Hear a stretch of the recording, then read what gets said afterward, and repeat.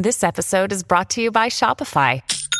Forget the frustration of picking commerce platforms when you switch your business to Shopify, the global commerce platform that supercharges your selling wherever you sell. With Shopify, you'll harness the same intuitive features, trusted apps, and powerful analytics used by the world's leading brands. Sign up today for your $1 per month trial period at shopify.com/tech, all lowercase. That's shopify.com/tech. My high-level perspective on AI is that in the end, it's limited. And I really do think that thought, as just a basic concept, is infinite and unlimited. My thinking and my process enables me to imagine anything. And I think AI eventually will limit us. Welcome to Barriers to Entry, a design innovation podcast on the Surround Podcast Network. This is the show where we obsess over the not too distant future of the architecture, design, and creative industries and the ideas, tools, technologies, and talent that will take us there. I'm Bobby Bonett, Chief Growth Officer at Sandow Design Group, and as always, I'm joined by Digby co-founder Andrew Lane. Andrew, welcome to Season 2 of Barriers to Entry. Wow, it's official. I'm super excited. I never thought we'd get here, Bobby. Mostly because we never really decided when we'd end season 1. I don't think we ever started season 1. I think we just started recording one day. We just started making shows. Yeah, I think that's the way. It's the way they do it in the biz, is just start making shows and sees what happens.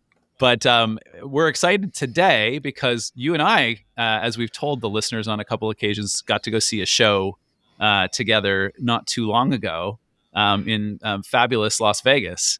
Should we not let them wonder too long what sort of show we were seeing in Las Vegas? Well, first, as we had mentioned, we enjoyed a nice dinner at the Grand Lux Cafe, but that was not the star of the evening. We then made our way to the Sphere, or Sphere as I believe it's called, for Darren Aronofsky's film. And that was, for me, a really mind-blowing experience from the moment you walk in the front door of the structure and then into the immersive storytelling film that just blows you away, from the visual storytelling to the auditory storytelling and everything in between. And as you know, Andrew, after you and I watched the film in the optimal seating placement in that arena, I then went back like 24 hours later with my dad and watched the same film in the exact same seat. So I had the time of my life. How about you? I had a great time as well. We've been talking so much on the show about immersive media. We've had folks like Sarah DeLeo and David Schwartz on. And it's just, it was such a great in-person experience. And another fun story. And as our guest is waiting to get introduced, I'm going to share something with all of you. I was talking with friend of the podcast, Jamie Derringer, the other day, who also got a seating reco from our guest and told me she went with her daughter. And she said it's the first time she's seen her daughter look at something not through her phone for that long since she became a teenager, basically. So, what we're talking about here is fun for the whole family, but also something that's like really special and really immersive and on a different level. And so, we wanted to invite a guest today who, was a part of that experience, but also many other immersive experiences. And we couldn't be thrilled today to be joined by someone who's made a career of pushing the boundaries in these kinds of experiences all over the world. So she has demonstrated innovation in numerous creative roles, both in-house and as a freelancer. And quite notably, I am part of creating the Sphere in Las Vegas. So, obviously we've recently had the pleasure of experiencing that. So it's a great tee up to have her with us today. And we are really excited to welcome to the pod, Kelly Knapp. Welcome, Kelly. Thanks for having me. Happy to be here. First off, thank you from myself, from Bobby, from Jamie's daughter, Bobby's dad, for the optimal show seat reco. The free T-shirts, because sure thing. No, we did get the free T-shirts too. That's right. Those ended up. My mother-in-law now owns said free T-shirt. I'm a big advocate for the good seating at Sphere. Well, and the free T-shirts is a great idea because now they're getting sprayed all over the pickleball courts of Southeast Florida. Are learning about the Sphere due to that free T-shirt giveaway. So it was a great experience, and something that obviously you spent a lot of time with, but that wasn't like obviously something you just popped up and started working on. We're really curious just to go back a little bit with the origin story. Like, how did you get into this world of immersive storytelling to start with, and what were some of the exciting and rewarding projects that you worked on early on in your career? I have a kind of winding journey to where I got today and to Sphere. I actually had a couple different paths. I was really into ballet and then in music, and thought either one of those would be the journey that I was on for life. And ended up, after sort of living overseas and life changing direction as we moved around a lot, getting into sculpture. So I got into sculpture mostly in college. I started to weld, really liked the physical aspect of building. And then for about 10 years, I worked in the outdoor industry. So I was leading trips around the world, backcountry skiing, kayaking, mountaineering, and such. And so that experiential piece of guiding trips and getting people really excited about the outdoors and environmental issues, combined with sculpture, led me into landscape architecture. So I went to grad school at Rhode Island School of Design, studied landscape architecture, really loved it, particularly the urban planning elements of it, and also looked at it as large scale sculpture, and worked at a couple of firms and found that firm life wasn't quite for me. But I loved really the conceptual sides of landscape architecture and the underpinning of community and bringing folks together. So I ended up working in interior design, graphic design, exhibition design, and then also film sets. I did window displays for Bergdorf Goodman in New York, and a lot of events. So that's sort of the journey that took me into experiential. I'd say the first sort of experiential really was the window displays and the events that I did. And then I was called for a project called Pips Island, which was billed as a Sleep No More for kids. That was in 2017 when I got the call, and that went up around Times Square in New York. And it is closed during the pandemic, unfortunately, but it was a 9-room experience, essentially off Broadway. So it was theatrical, fully immersive. And I helped to build the way of working for building this site. I built a studio, hired the team, got all the tools to prototype and fabricate, and then also imagined what all these rooms look like and experience it. So did that, and then that sort of led up into Sphere. It really reminds me of when we had Sarah DeLeo on the pod, who runs a lot of this kind of work at Gansler. So the firm life is for her, and she, she talked a lot about the multidisciplinary nature of the kinds of teams that do these things. Like, can you talk a little bit about who you're surrounded by on some of these projects? Recently, it is all kinds of people from, the most recent project I did was actually in the Middle East. That was a lot of developers I was speaking to, but I work every day with architects, landscape architects, creative technologists, film producers, directors. I mean, it's really the whole gamut. And I feel so privileged to be in that space, also engineers. And I think that's really what attracts me to this world, is being able to have conversations with all types of creators, designers, strategists. That's what I really love about it. But it must be nice to get the call for something.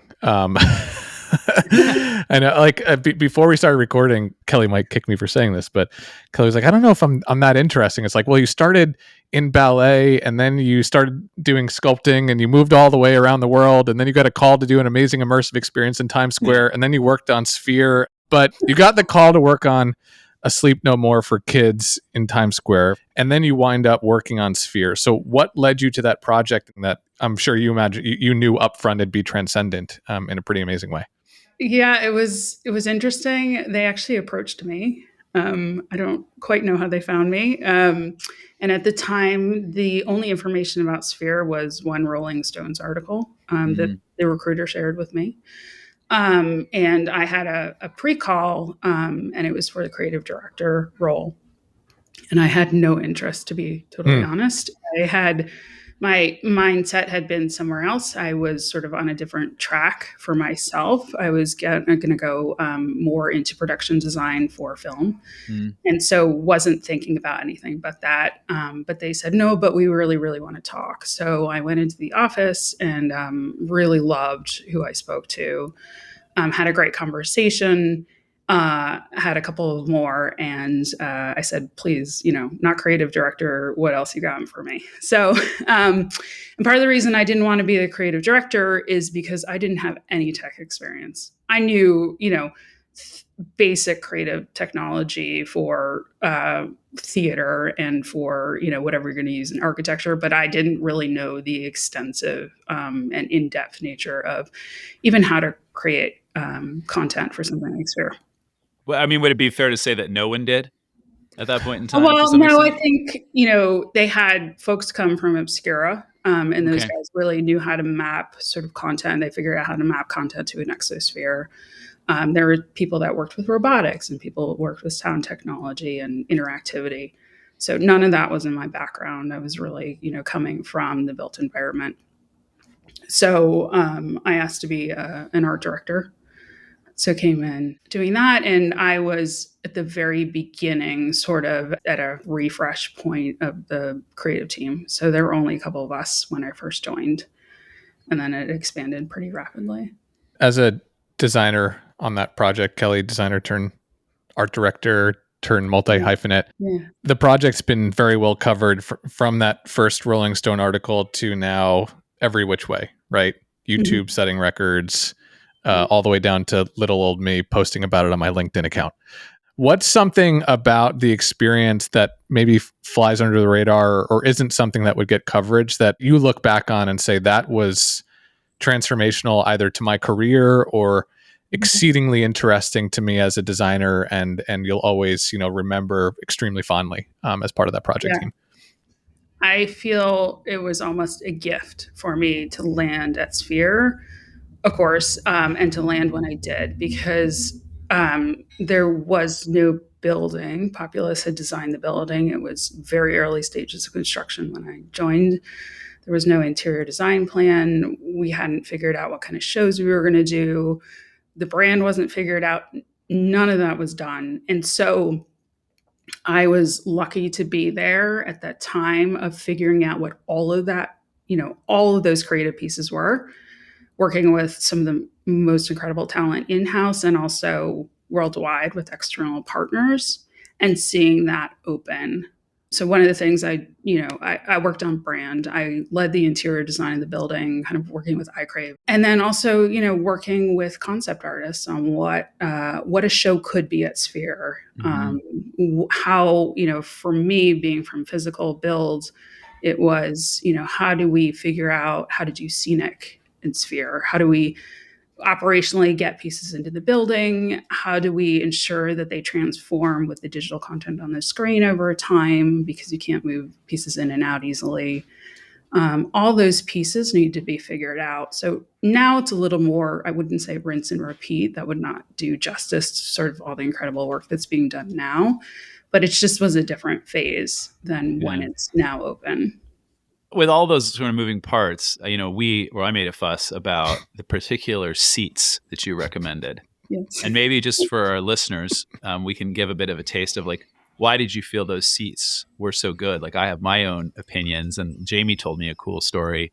But what was it about that particular place that you felt sort of encapsulated the experience the best? It's really the center point of the Sphere. There's actually a horizon line in Sphere, and that's sort of the center point. The reason is that you're able to see the screen at its fullest and really experience everything it has to offer. We did a lot of work to prevent warping around the edges and things. There was a lot of R&D for stuff like that. But the other thing I love about it is you're really at the center of the crowd. Yeah. And when you're sort of for example, the U2 show, that's a fully packed house, it's really awe-inspiring to be in that center, surrounded by thousands and thousands of people who are just as excited as you are. Yeah, and the sort of the haptics and like the wind and the vibrations and things that are built into the theater system, I think were really poignant in that space, because to your point, you are right in the middle of it, and I think you Mm. really feel that, or at least I certainly had that takeaway. Yeah. Yeah. Bobby, what was your memorable moment of being smack in the middle? I think what was most powerful about the film was the fact that, like, really from the jump, I mean, you're watching, I mean, are we allowed to do what's the rule on spoilers? Yes, I think you have a mild sphere spoiler. I'll be careful about it. The movie shows every day from now until the end of time. I'll be careful about it. Not you too, but so, yeah. But there's a moment where the film becomes immersive, and for me, it was like 3 seconds before the immersive experience begins. I started realizing, oh, we haven't immersed yet, and does this film just take place as like your standard IMAX experience? But from that point forward, like every scene, you're just in it, and like Andrew was like, the old man. He had his camera out just like my dad did, taking pictures every minute. But I wanted to also. It's like you're in the most amazing episode of Blue Planet, but you're taken to every location throughout the film. Yeah. It's just that exciting. And you you genuinely get emotional throughout the film because you're so in it, and because of the power of the environmental landscapes you're part of, the cultural, the ways in which you're transported into these cultural moments. I think that's what was exciting, is for that, whatever it is, 45 minutes, 50 minutes. It's just every minute you want it to keep going. And that's why I went back 2 days later. I love the subtle, like the seat will vibrate a little or the wind will blow across. And Jamie said her daughter still talks about like when the wind blew across the seat. And for me, like you mentioned it, Bobby, the moment when it goes from like kind of the setup of the film to the immersive part, like when that first immersive second happened, there was this like the air kind of came out of the room because everyone was just like, oh, like that's what it is. Yeah. And that moment when everybody kind of got it together was, for me, one of the kind of coolest moments, and to the point, like, was probably best experienced right in the middle. I have to say that probably the most inspiring thing for me to see, coming from, again, my background in the physical world is, I was dumped in the deepest end of technology and learned a lot.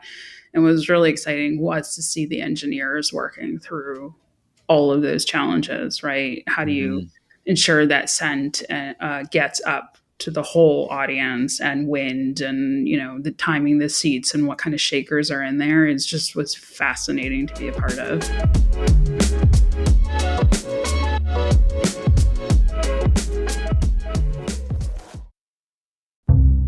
Hi, Surround listeners. It's me, Amanda Schneider, host of Design Nerds Anonymous. And I've got exciting news to share. Another mini-series of DNA is on the way. With the help of my fellow podcaster, Kaylin Reed from the Alternative Design Podcast with Kimball International, we'll be sharing nuanced insights from recent research conducted across 4 vertical markets: corporate, education, healthcare, and hospitality. Think of this as your prequel to Season 6, launching this fall. Our topic is the future of customer decision-making. We're hearing that project decisions around the built environment are taking longer, and we wanted to know why. So we explored with your customers, and we're very excited to share the results with you. Dropping before NeoCon to give you updated data, better tools, and new questions to drive conversation. We're here to facilitate dialogue that helps our industry and beyond streamline that decision-making. So make sure to follow Design Nerds Anonymous, subscribe, and then tune in on May 16th for the first episode in this 4-part series. All right, bye for now.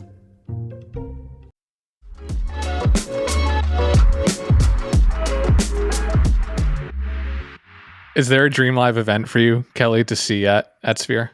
Yes, I won't go too into it because I've been thinking about these things for a long time, and I am under NDA with a lot of things. But there's something to me, and I was actually reminded when we had the eclipse the other day. It was sort of close to where I live, and sort of the power of that collective experience. And I always imagine if you're in Sphere, and something is going on in another part of the world, and somehow you're partaking in that with a group of people, maybe on the other side of the planet or throughout the world, is just really powerful. So it's like that eclipse magnified by, X amount, would be really amazing.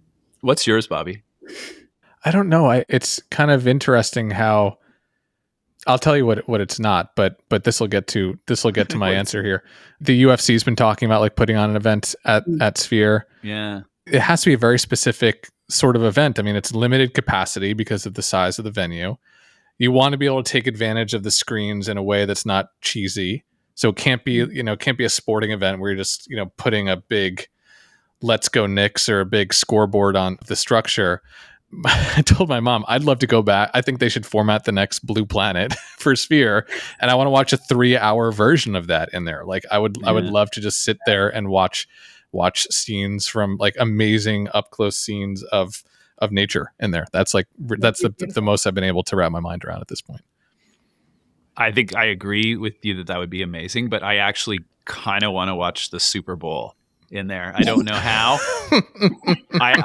If they can figure it out, or maybe it's like you're doing it from like the perspective of like Taylor Swift's box or something. I don't know what it is, but I kind of want to watch everything in the Sphere now. Yeah. I haven't been to a movie one of my theater favorite since, things to watch is the Super Bowl.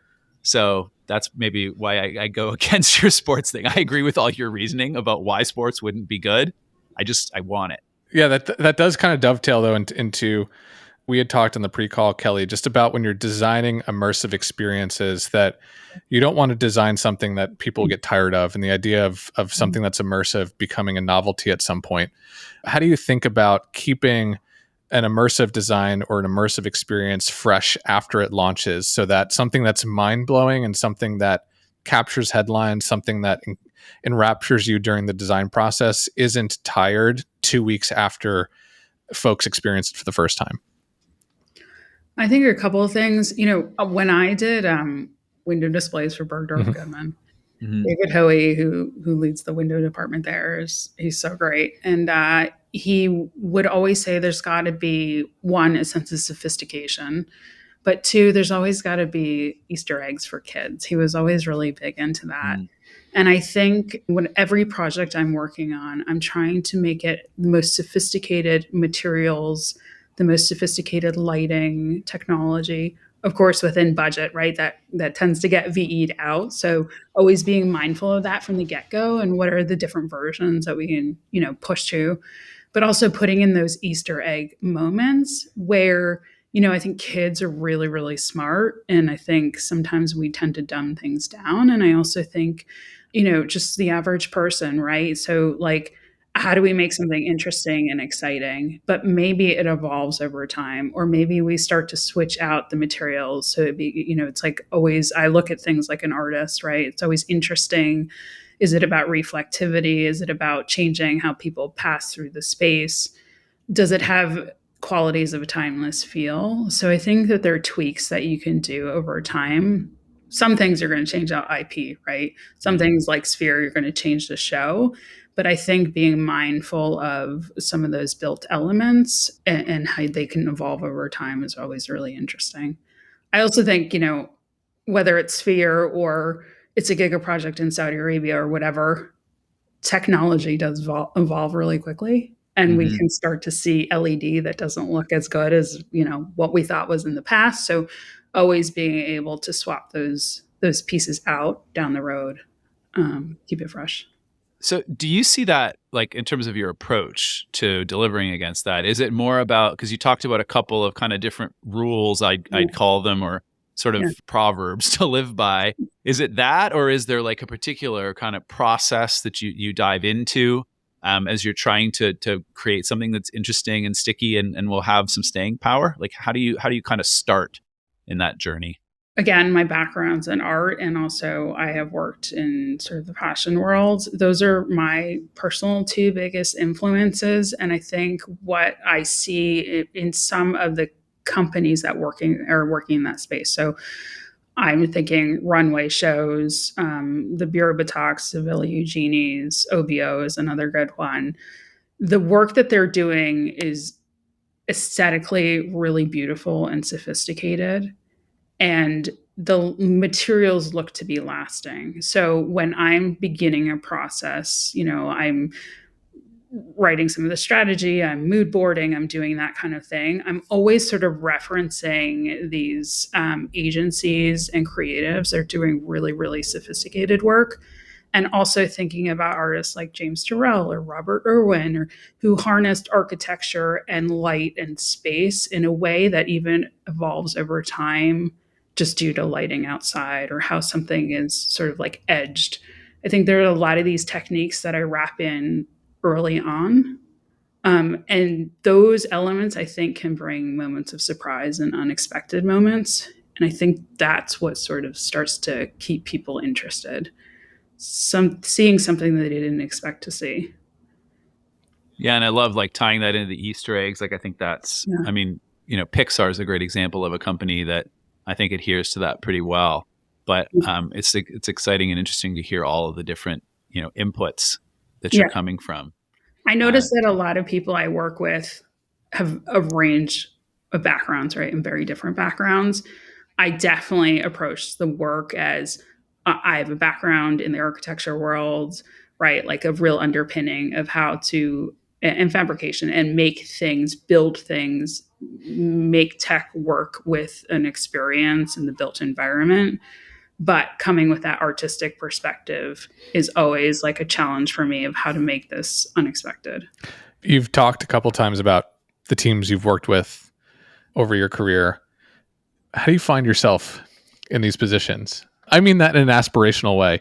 If a designer is listening to this podcast and they're seated at a firm right now, or maybe they're going to school at RISD, and they're wondering, hey, at some point, I'd really love to, whether it's as a career or as a brief departure, work on something that's so far out of this world where I get to sit alongside a director and I get to sit alongside somebody from a completely different walk of life and contribute to a project that is just of another planet.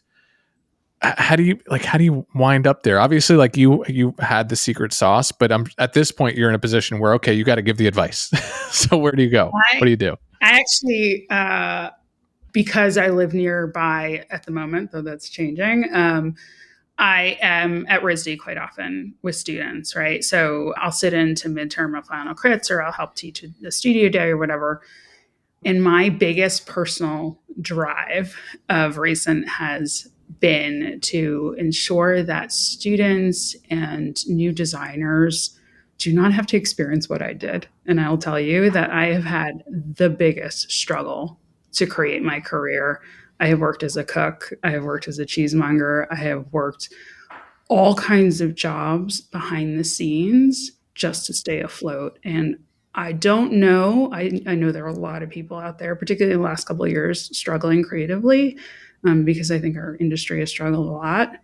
But there's some other people who haven't had that kind of struggle. And so my biggest advice is to keep going. I see a lot of people who are almost there to whatever their next goal is, and they just give up or they pivot their career, which is totally fine. But for me, I just would keep pulling myself up by my bootstraps and going. And what I found is that over time, I just was getting more and more calls from people. The other thing I noticed is that this world is very small. So one, networking is always great. Get to know who your peers are, but also what other industries are doing. And then also realize that, kindness and empathy goes a very long way. That's well said. I think that's a good tip for a lot of things. But yeah, that's amazing. Like a great story of persevering. I always like to nerd out on the process of this. So, whether you're talking about the sphere or anything else, what is the process of designing and effectively visioning this kind of an experience? And how does that feel versus the experience of actually being there? When you plan it and you work through it and you take all those inputs that you were talking about and you create those Easter eggs, how does that actually compare to when you sit in, row 306 or section 306, row 11, seat 20? And is there any nervous energy that when you experience it for the first time, you're going to be like, Damn. The first time I experienced Sphere was exactly what I thought it was going to be. And that became from all the R&D. So, Wow. Andrew, your question is kind of a long question. So I'll start with this. Yeah, sorry. It is actually only one question, I think.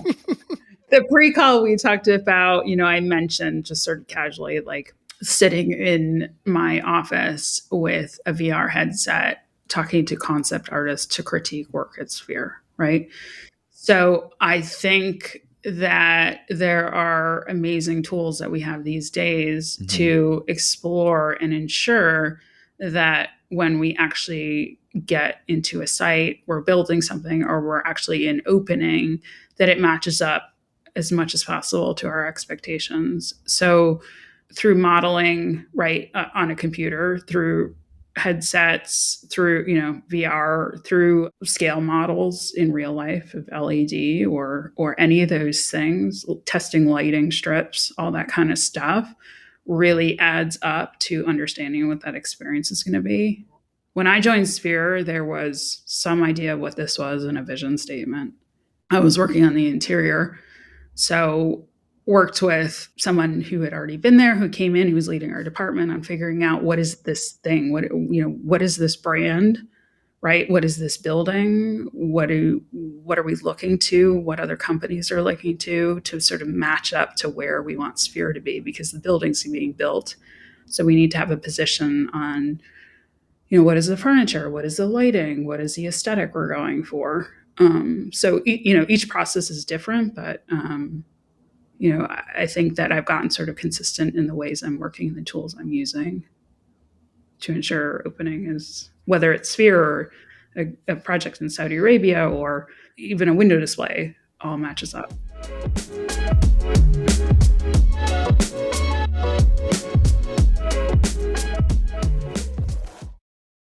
Curious to learn more about the intersection of creativity and innovation? Tune in to The Design Board, a podcast created by Upspring, where they explore how design, architecture, and development shape the world around us.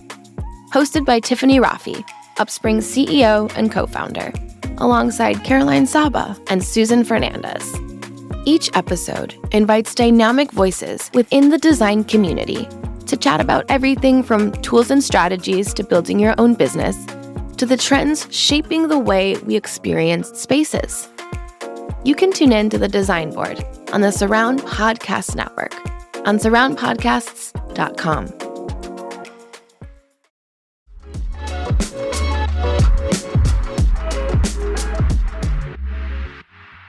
So you mentioned leveraging the VR technology when you're working on Sphere. What are some other technologies that are either inspiring you today or you're using, for example, in the project you've referenced a couple of times in the Middle East?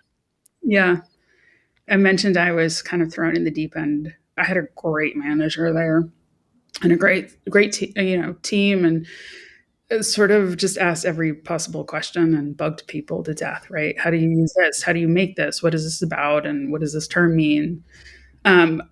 In my work in process right now, I'm pretty still basic, right? I use Revit, which I taught myself. I taught myself Unreal just so I can have conversations about it. I learned 3ds Max back in the day and AutoCAD. Now virtual reality is sort of, I think, a privilege as a designer to be able to have that. I'd never done that before either. So I'm not doing anything fancy. I know AI, right, is happening right now. I have my own perspective on AI. Go on. I'm trying to learn it. You've opened the can. Yeah, I figured I'd open the can and not to make any enemies there. Yeah. My thinking of AI, Yeah. and I will caveat this with, I'm trying to teach myself as much about AI as possible, so that part of my role, I think, as a creative director is understanding what's out there and then being able to have conversations about what technology is appropriate, having, when I'm working with consultants or, working with teammates, really being able to have informed conversations instead of just shutting things down or running with something. My high level perspective on AI is that in the end, it's limited. And I really do think that thought, as just a basic concept, is infinite and unlimited. And so I think my thinking and my process enables me to imagine anything, right? And I think AI eventually, from my perspective, will limit us. Yeah, I think it's a really interesting take, and I mean, I think that's why you hear so much about the AI as a partner to support that Right. thought, to bring forward those references that you've given so many references through the conversation. That's somewhere that I think that there's a really exciting opportunity. But I love that take, Bobby. Are you going to let that one pass? Yeah, that's fine. All right, there it is. Bobby's on the AI's limited team too. To be honest, I think we've heard similar from many of our guests, which it can be harnessed and leveraged in such a way that infinite nature of human creativity can be unlocked. I always think back, Andrew, to our conversation with Matthias last year, and then subsequently the presentation he gave at Perspectives, where he talked about his excitement around AI and the ways in which Hawken is leveraging AI. And again, it's not a replacement for the amazing design talent there at all. It's to enable his team to maybe start from a new framework and a new perspective and say, okay, if we take a project we usually take from a right-hand turn and instead take them from a left-hand turn, how can this make us look completely different as a design firm? When we bring up the concept of AI with designers and design principles, you get a range of responses from there's potential to good God, this is horrifying, but I don't think we ever hear that like AI is interesting as a replacement. And I don't think that's job justification. I think it's just, its creativity is right now innately human. What I do see, however, just to note is, and I would say particularly in the last, so I did 2 projects in Sphere. They're both sort of on the mega giga project size, quite large on sort of the heavy tech side of things. And there have been a lot of teammates and consultants who have tried to rely on AI. And I've had to explain that at this point with AI, and I'm talking more mid-journey, so envisioning concepts, trying to come up with ideas. And I think, well, okay, if you were just to think through that, how does that work through the VE process? How do we actually build this thing? So I think, what I've been trying to sort of like educate out is that you need to consider the real world implications when you're creating. So I think AI as an assistant, right, is great. And I'm really interested in how that opens up. But I think a lot of people I've seen been trying to use that as a crutch to come up with the idea and manifest the idea. The bit of the everything's a nail kind of analogy, right? And yeah, absolutely. Like you need to know the places where whether you're deploying it or using it to support you or whatever the case might be are the most appropriate. And then I think it can be an incredible game changer. But the over-reliance, you do end up probably limiting yourself and maybe painting yourself into a corner from time to time too. Yeah. So what would you say, just as a bit of, we get towards wrapping up here, is the most rewarding part of being involved in an implementation like this? Like, is there a moment, or is there a piece of the pie, or is there, something that sticks with you after the fact? When I was a little kid, my parents said that I just absorbed puzzles. So they couldn't keep enough puzzles around for me to do. And it's funny to look at what I do now, because I would say the last sort of 6 projects have generally been fairly large scale that I've done long term. And they have all been sort of envisioning and creating the thing. So whether it was a startup itself to create an immersive experience or within a larger corporation. And I love being able to be at the forefront of that and figuring out all the challenges that come with that. So that's certainly what excites me most about this field. That's amazing. I love that. And I love the teams that you've described that you get to do it with. It's super exciting. Bobby, it's plug time. Kelly, we'd love to give you the floor and plug any exciting projects or work you'd like to share, your vast social media presence. But the mic is yours. I actually have a lot of stuff under NDA at this point. The drawback of the work I do is that the listeners have not signed. The drawback of the work I do is that all my friends think I'm part of the CIA. Talk about any of it. I am on LinkedIn. That's about it, social media wise. My biggest plug is just sort of for everyone else to just sort of like keep charging through and keep networking and keep kind of discovering and questioning. And I think this sort of like pursuing curiosity, right, is and seeing what other people are doing, whether you agree with them or not, is just amazing. I mean, there's so many incredible people out in the world right now. Technology is changing so fast. People are really trying to push the boundaries of things, and so I would say just keep exploring that. Are there any resources like people to follow, sites to go to, things to check out for people who Bobby referenced, the designer who might be interested in breaking out, or the person who's on that path? What are some places you could send them? I tend to again for myself and the work that I do, even with Sphere and some of the other things, I tend to look at a lot of high fashion and artists.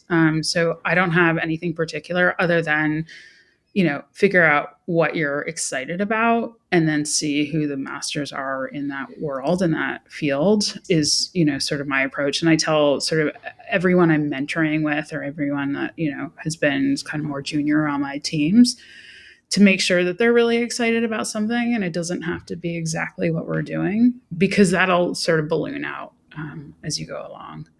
I have been actually really excited about robots recently. Just generally robots in general? I've done some work, again, CIA covert operations with a robot. No, but under NDA with robotics. But Shout out lawyers. It's actually caused me to network with a lot of folks and just ask questions. And so it's just sort of like, this is what I learned. What have you learned? And that's been my own individual pursuit that I never thought I would be going down. But yeah. I've been into robots since I was a kid in the 80s, and they had those robot butlers that like went around with the tray. I've never really gotten off of them. Yeah. We can cross off robot butlers on Andrew's bingo card. Yeah. For today's episode. It only took till season 2, Bobby. It only took till season 2 for it to come up. We always like to give producer Rob the opportunity to share his episode takeaways. Rob, anything to share today? Yeah, I think that if I would have pursued my degree in live theater, I wouldn't be in podcasting now, but I would have just as exciting of a life. That's for sure. But no, this was thrilling. It really made me think about what can be done and what can be made and what experiences can come from a whole different type of approach. And it's great. Thank you, Kelly. Cool. Yeah, thank you. Andrew, do you want to read us out? Yeah, I will. But first, I just wanted to say thanks to Kelly. It was so great having you on. We really appreciate you talking to us about all the things that you're legally allowed to speak about. It was, to Rob's point, like really inspiring to hear about, the journey. And I think that the audience will really appreciate just the message of perseverance and the message, that you can get to these things. You just got to keep trying. And people are coming from all sorts of different backgrounds, which I think is making the destination that you end up at a really exciting one. So we will be excited for the lawyers to get off your back so we can hear more about what you're up to next. But thanks so much for joining us. Yeah, thank you so much for having me. It's been really fun. I can't wait to share to the world what I'm doing next, which I'll be making public soon. But it's really fun to talk to you guys as always. So. Appreciate it. Yeah, we'll put your LinkedIn in the show notes, and maybe you'll have already talked about it by the time this episode drops. We don't quite know the timing, but in the meantime, just a big thank you, as always, to our Barriers to Entry production team, of course, producer Rob Schulte, everyone else back at the studio by Sandow in the Pod Cave. Barriers to Entry is a part of the Surround Podcast Network. Make sure you go to surroundpodcast.com. That's podcast with an S. Smash the follow button. Follow along as we kick off season 2 with all sorts of more exciting guests like Kelly, and we continue to break down the barriers to entry.